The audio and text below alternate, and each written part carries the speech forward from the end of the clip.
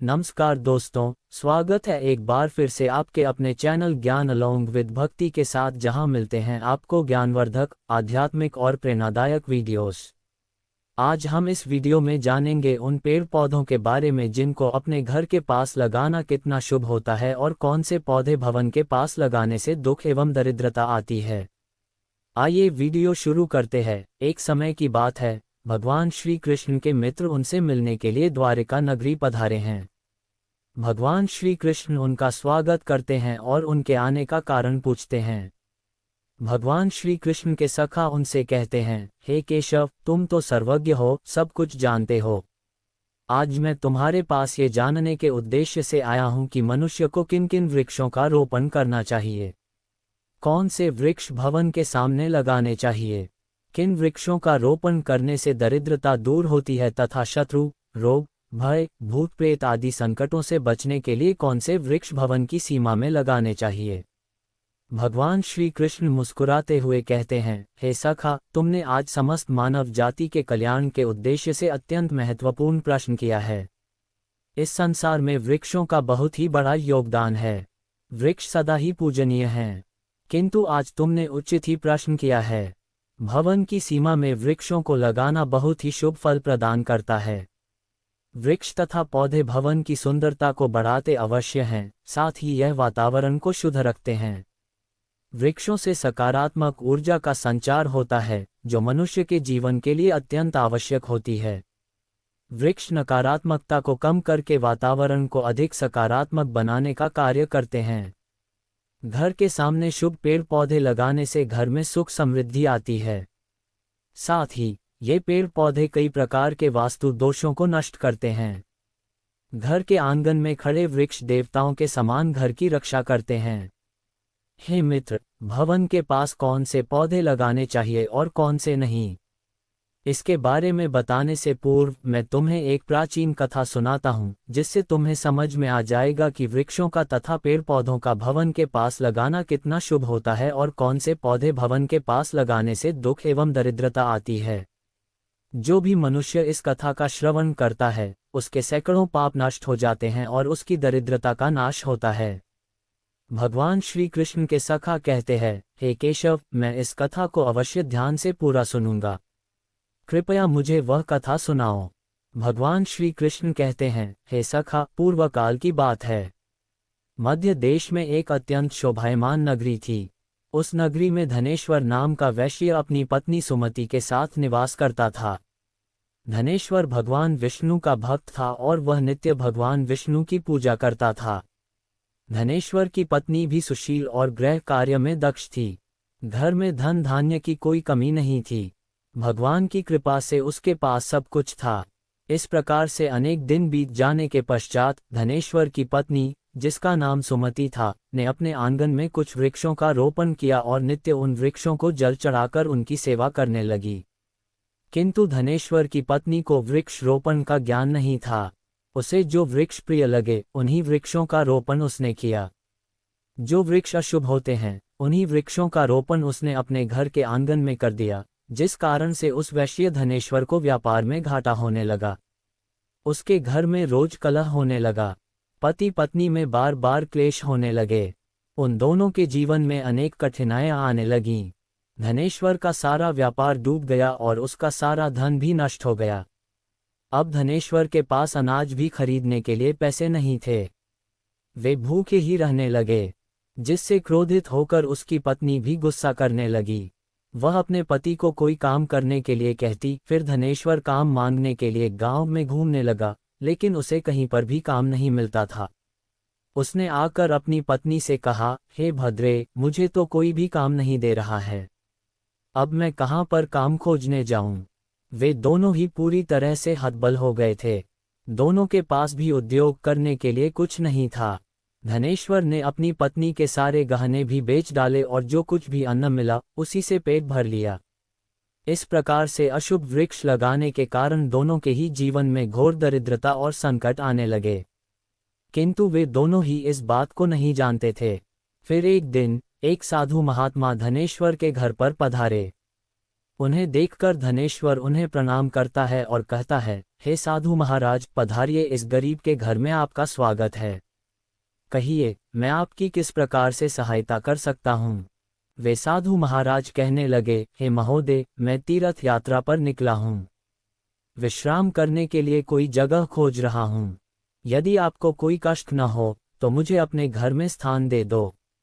मैं अनेक दिनों से भूखा हूँ। कुछ भोजन भी प्राप्त हो जाए तो बड़ी कृपा होगी। साधु महाराज के ऐसे वचन सुनकर धनेश्वर कहने लगा, हे साधु महात्मा, आप अवश्य ही कोई पुण्यात्मा दिखाई पड़ते हैं। आपके मुखमंडल पर बहुत तेज है। आपकी सेवा करने का मुझे सौभाग्य मिल रहा है। आपकी सेवा करके मुझे बड़ा आनंद मिलेगा। कृपा करके आप घर के भीतर चलिए। फिर वह साधु महाराज उस धनेश्वर के घर के भीतर जाते हैं और विश्राम करने लगते हैं। धनेश्वर उन साधु महाराज की बड़ी सेवा करता है, किंतु उसके पास अन्न का एक दाना नहीं होता है। तो वह अपनी पत्नी से कहता है, हे प्रिय, आज हमारे घर पर जो साधु महात्मा आए हैं वे बड़े पुण्यवान दिखाई पड़ रहे हैं। हमें उनके भोजन के लिए कुछ उपाय करना चाहिए। मैं गांव में जाकर किसी से थोड़ा सा धन मांग कर लाता हूँ। इतना कहकर वह धनेश्वर गांव में एक सेठ के घर पर जाता है और उस सेठ से थोड़ा सा धन देने की विनती करता है। किंतु वह सेठ उस वैश्य को धन देने से इनकार करता है और कहता है, तुम्हारे पास तो फूटी कौड़ी नहीं है, तुम मेरा धन कैसे वापस करोगे। धनेश्वर कहता है, हे सेठ, कृपा करके आप मुझे थोड़ा सा धन दीजिए, मैं जल्दी ही आपको लौटा दूंगा। यदि मैं धन नहीं लौटा पाया, आप मेरा घर ले लीजिए। धनेश्वर की बात सुनकर उस सेठ को उस पर थोड़ी दया आती है और वह उसे धन देते हुए कहता है, हे वैश्य, यदि तुमने धन नहीं लौटाया तो तुम स्वयं ही मुझे अपना घर सौंप देना। धनेश्वर कहता है, हे सेठ, मैं वचन देता हूँ, यदि मैंने धन नहीं लौटाया तो मैं आपको अपना घर स्वयं सौंप दूंगा। फिर धनेश्वर उस सेठ से धन लेकर बाजार से दूध, चावल, सब्जी, आटा, शक्कर आदि चीजें खरीद लेता है और लौटकर अपने घर आ जाता है। फिर वह अपनी पत्नी से कहता है, हे प्रिय, तुम उन साधु महात्मा के लिए भोजन बनाओ। फिर धनेश्वर की पत्नी भोजन बनाती है और उन साधु महात्मा को भोजन परोसती है। इस प्रकार से उस धनेश्वर की भक्ति और निष्ठा को देखकर वे साधु महाराज बहुत प्रसन्न हो जाते हैं। भोजन हो जाने के पश्चात वे जाते जाते उस धनेश्वर से कहते हैं, हे वैश्य, मैं तुम्हारी भक्ति और आदर सम्मान से अत्यंत प्रसन्न हूँ। तुम्हारी जो भी कामना है मुझे बताओ, मैं अवश्य पूरी करूँगा। तब वह धनेश्वर कहता है, हे महात्मा, आपका आशीर्वाद ही हमारे लिए सब कुछ है। किंतु मैं आपसे ये जानना चाहता हूँ कि किस पाप के कारण मुझे दरिद्रता का दुख भोगना पड़ रहा है। हमने तो भगवान विष्णु की भक्ति की है, फिर हमारे जीवन में दरिद्रता क्यों आई है? इसका क्या कारण है और इस दरिद्रता को दूर करने के लिए मुझे क्या उपाय करना चाहिए? फिर वह साधु महात्मा कहते हैं, हे वैश्य, मैं जब तुम्हारे द्वार पर आ गया था तभी मुझे ये ज्ञात हो गया था कि तुम्हारे जीवन में घोर दरिद्रता और संकट आए हुए हैं, क्योंकि तुम्हारे भवन के सामने जो वृक्ष है वे ही तुम्हारी दरिद्रता के कारण हैं। इसीलिए तुम इन वृक्षों को हटाकर उनके स्थान पर शुभ पौधों का रोपण करो। तुम्हारी पत्नी ने तुम्हारे भवन के सामने जिन वृक्षों का रोपण किया है वे अशुभ वृक्ष हैं, उन्हीं के कारण तुम्हारी ऐसी दुर्दशा हुई है। धनेश्वर कहते हैं, हे महात्मा, कृपा करके मुझे बताइए कि घर के सामने कौन से वृक्ष लगाने चाहिए जिससे घर में सुख समृद्धि हो और कौन से वृक्ष नहीं लगाने चाहिए। कृपा करके आप मुझे विस्तार से समझाए, मैं आपका बड़ा आभारी रहूंगा। फिर वह साधु महात्मा कहते हैं, हे वैश्य, ठीक है, अब मैं तुम्हें उन शुभ वृक्षों के विषय में बताता हूँ जिन्हें घर के पास लगाने से शुभ फलों की प्राप्ति होती है। इसीलिए तुम ध्यानपूर्वक सुनो। हे वैश्य, किसी जलाशय के समीप पीपल का वृक्ष लगाने वाले मनुष्य को जो फल मिलता है वह सैकड़ों यज्ञों के समान होता है। जब पीपल के पत्ते उस जलाशय में गिरते हैं तो वे पिंड के समान होकर पितरों को तृप्ति प्रदान करते हैं।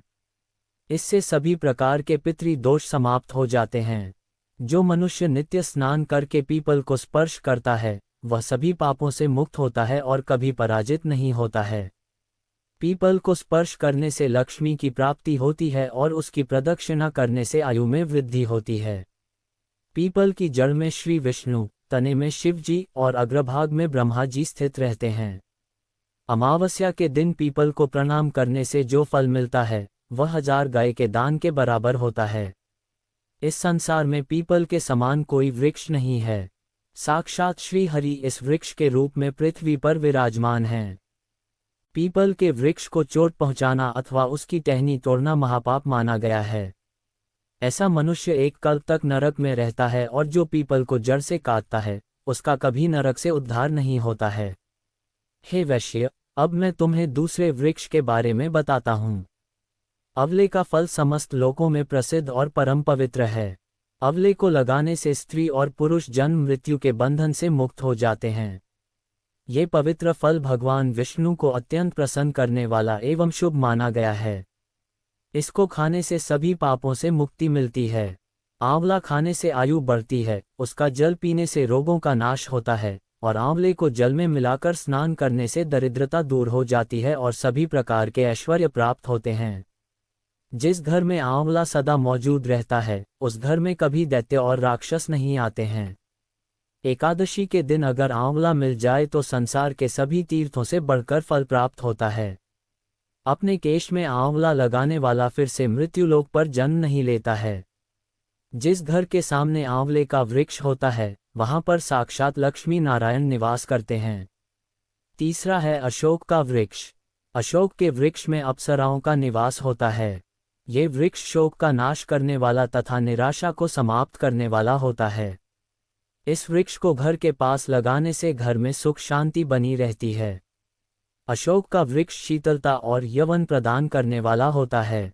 माँ लक्ष्मी ने जब देवी सीता के रूप में अवतार लिया था तब रावण द्वारा अपहरण करने के बाद उनका वास अशोक वाटिका में था। जिस मनुष्य के घर के सामने जामुन का वृक्ष होता है उसके घर में कन्या का जन्म होता है जो कुल का गौरव बढ़ाती है। सातवां है बेल का वृक्ष। बेल के वृक्ष में भगवान शिव और गुलाब में देवी पार्वती का निवास है। इसीलिए अगर बेल के वृक्ष के पास गुलाब का पौधा लगाया जाए तो शिव पार्वती का आशीर्वाद प्राप्त होता है। उस घर में कभी दुख दरिद्रता नहीं आती है। उस घर में कभी अकाल मृत्यु नहीं होती है और कोई स्त्री विधवा नहीं बनती है। आठवां है नारियल का पेड़। नारियल का पेड़ लगाने से पुरुष अनेक स्त्री का पति बनता है। नारियल किसी भी धार्मिक अनुष्ठान का आवश्यक अंग होता है। यह अत्यंत शुभ माना जाता है। घर के आंगन में नारियल का पेड़ होने से उस घर में हमेशा शुभता होती है और उस घर के सदस्यों का समाज में बहुत मान सम्मान होता है। सुंदर पत्नी की कामना करने वाले मनुष्य को अनार का वृक्ष लगाना चाहिए। पलाश का पेड़ ब्रह्म तेज प्रदान करता है, इसीलिए इसका रोपण अवश्य करना चाहिए। वंश वृद्धि और संतान प्राप्ति की कामना करने वाले मनुष्य को अनकोल का वृक्ष अवश्य लगाना चाहिए। अगर मनुष्य किसी बीमारी से पीड़ित है तो उसे खैर का वृक्ष लगाना चाहिए। खैर का वृक्ष लगाने से बड़े बड़े रोग नष्ट हो जाते हैं। ये वृक्ष आरोग्य प्रदान करने वाला होता है। कुंद अर्थात मोगरे के पेड़ में गंधर्व निवास करते हैं, इसीलिए इस पौधे का रोपण अपने घर के पास करने से कार्यों में सिद्ध और शुभ फलों की प्राप्ति होती है। खासकर कला के क्षेत्र में काम करने वाले लोगों को ये पौधा अवश्य लगाना चाहिए। यदि किसी मनुष्य को चोर और लुटेरों का भय सता रहा है तो उसे अपने घर के पास बेत का वृक्ष जरूर लगाना चाहिए। ये वृक्ष चोर लुटेरों को भयभीत करता है और घर की रक्षा करता है। चंदन और कटहल के वृक्ष पुण्य और लक्ष्मी प्रदान करते हैं। इन वृक्षों का रोपण करने से दुख दरिद्रता समाप्त हो जाती है। घर की उत्तर दिशा में पाम और कनक चंपा का पौधा लगाया जाता है तो धन में वृद्धि होती है। केले का पेड़ भी बहुत शुभ होता है और यह घर में सुख समृद्धि और खुशहाली लाता है। केले के पेड़ में भगवान विष्णु का वास होता है, इसीलिए घर में केले का पेड़ होने से घर में धन की कमी नहीं होती है। हर श्रृंगार के पौधे को पारिजात भी कहा जाता है। इस पौधे की उत्पत्ति समुद्र मंथन के समय हुई थी और माँ लक्ष्मी भी समुद्र मंथन से ही प्रकट हुई हैं। इसीलिए पारिजात के पौधे का बहुत अधिक महत्व है। यदि इस पौधे को अपने घर पर लगाते हैं तो आपको माँ लक्ष्मी की विशेष कृपा प्राप्त होगी। मनुष्य को कभी भी ताड़ का वृक्ष नहीं लगाना चाहिए। ताड़ का वृक्ष संतान का नाश करने वाला होता है। जिस घर के पास ताड़ का वृक्ष होता है उस घर के संतानों की कभी उन्नति नहीं होती है। मनुष्य को कभी भी अपने घर के पास बहेड़ा नहीं लगाना चाहिए। इस वृक्ष पर प्रेतों का वास होता है। जो मनुष्य बहेड़ा का वृक्ष लगाता है वह प्रेत बन जाता है। इसके नीचे बैठकर कभी पूजा पाठ भी नहीं करना चाहिए। अगर किसी मनुष्य को शत्रुओं का भय सता रहा है तो उसे केवड़े का वृक्ष लगाना चाहिए। ये शत्रुओं का नाश करने वाला होता है। घर में कभी भी ऐसे पौधे नहीं लगाने चाहिए जिनको काटने या तोड़ने पर दूध निकलता हो। घर के सामने कभी भी बबूल का पेड़ नहीं लगाना चाहिए, इसे लगाने से विपत्ति आती है। घर के सामने बेर का वृक्ष भी नहीं लगाना चाहिए, इसे लगाने से नकारात्मकता बढ़ती है, धन का नाश होता है और संकट आते हैं। किसी भी मनुष्य को अपने घर के सामने पपीते का वृक्ष नहीं लगाना चाहिए। इस वृक्ष को लगाने से धन का नाश होता है और दरिद्रता आती है। अगर पीपल का वृक्ष भवन की पूर्व दिशा में होता है तो घर में निर्धनता व्याप्त हो सकती है। वट वृक्ष घर की पश्चिम दिशा में हो तो घर में शोक का काल चिरकाल तक रहता है। दक्षिण दिशा में तुलसी का पौधा हो तो संतान को कष्ट सहन करनी पड़ती है। किसी भी मृत वृक्ष की छाया घर पर पड़ती है तो यह मृत्यु सूचक होता है। मृत वृक्ष को तुरंत उखाड़ देना चाहिए। वे साधु महात्मा कहते हैं, हे वैश्य, इस प्रकार से मैंने तुम्हें इन सभी शुभ और अशुभ वृक्षों के विषय में बता दिया है। इसीलिए तुम इन वृक्षों का रोपण करो और भगवान की कृपा को प्राप्त करो। वह धनेश्वर कहता है, हे महात्मा, आपने आज मुझे उत्तम ज्ञान दिया है, मैं आपका धन्यवाद करता हूँ। फिर वे साधु महात्मा धनेश्वर को आशीर्वाद देकर उस स्थान से अंतर्ध्यान हो जाते हैं। साधु महात्मा को अचानक से अदृश्य हुआ देखकर धनेश्वर और उसकी पत्नी को आश्चर्य होता है। फिर उन्हें समझ में आ जाता है कि साक्षात भगवान विष्णु ही उनके घर पर आए थे। फिर धनेश्वर उन साधु महात्मा के कहे अनुसार अपने घर के सामने अनेक शुभ वृक्षों का रोपण करता है, जिससे अचानक ही उसे बहुत सारे धन की प्राप्ति होती है और उसकी दरिद्रता दूर हो जाती है। धनेश्वर और उसकी पत्नी भगवान विष्णु का धन्यवाद करने लगते हैं। भगवान श्री कृष्ण कहते हैं, हे सखा, इस प्रकार से मैंने तुम्हें शुभ और अशुभ दोनों प्रकार के वृक्षों के बारे में बताया है। अब तुम भी जाकर अपने भवन के पास इन वृक्षों का रोपण करो। इस प्रकार से भगवान श्री कृष्ण ने भवन के पास लगाए जाने वाले शुभ और अशुभ वृक्षों के बारे में बताया है। उम्मीद है आपको ये कथा पसंद आई होगी। जानकारी अच्छी लगी है तो वीडियो को लाइक जरूर करें और कमेंट में जय श्री कृष्ण अवश्य लिखें।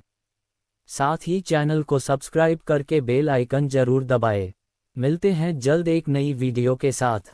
तब तक के लिए खुश रहे, स्वस्थ रहे और अपने माता पिता का ख्याल रखे। राधे राधे।